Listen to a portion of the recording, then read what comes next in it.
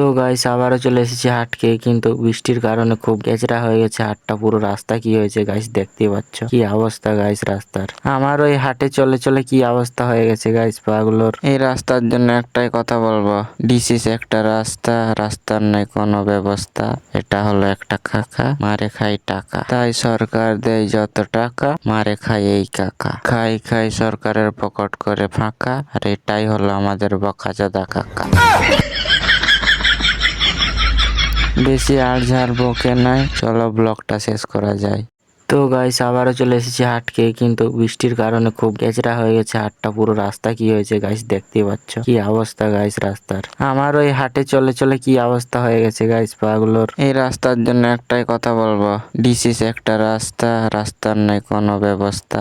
এটা হলো একটা খাকা, মারে খাই টাকা। তাই সরকার দেয় যত টাকা, মারে খাই এই কাকা। খাই খাই সরকারের পকেট করে ফাঁকা, আর এটাই হলো আমাদের বকাচোদা কাকা।